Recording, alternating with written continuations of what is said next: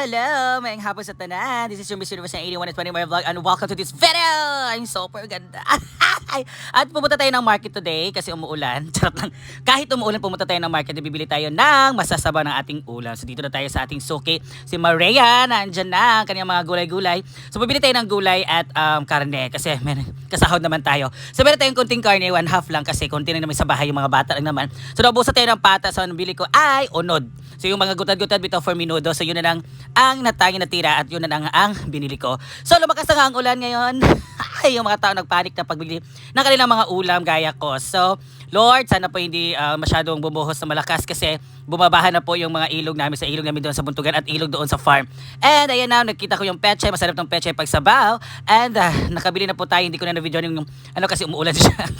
At ang daming check ng ating tindera. Yung so yan, maglakad-lakad muna tayo dito pa after natin pabili ng mga ingredients sa ating sabaw. So magsasabaw tayo na karne. So this is what we call lauya. So lauya para sa maulan na hapon. And bumili tayo ng burger kasi na gutom tayo. Kapag naman sa tanga, pag gutom taon dito balabala kay maura dyan ang atong puna sa itong kinabuhi.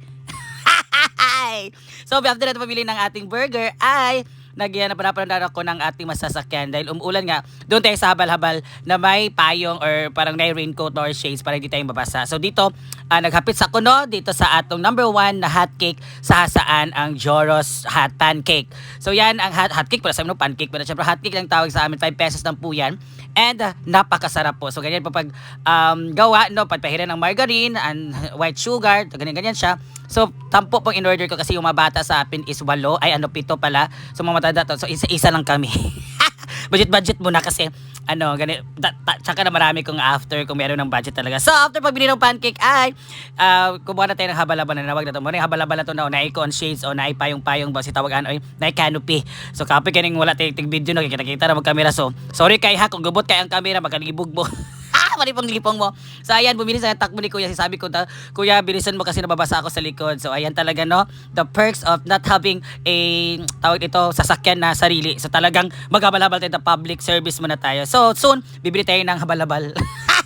Pag dating ko sa bahay, ay kumain na tayo ng pancake. Ang sarap talaga itong number 1. So kayo order kayo kung pupunta kayo hasaan market. So andyan si uncle nating stepfather na hindi makalakad dahil may arthritis. Ayan na ang ating mga pinamili. So sila yung papaluto ko kasi ang sarap nilang magluto. Sabangan po natin sa pagluto na nito.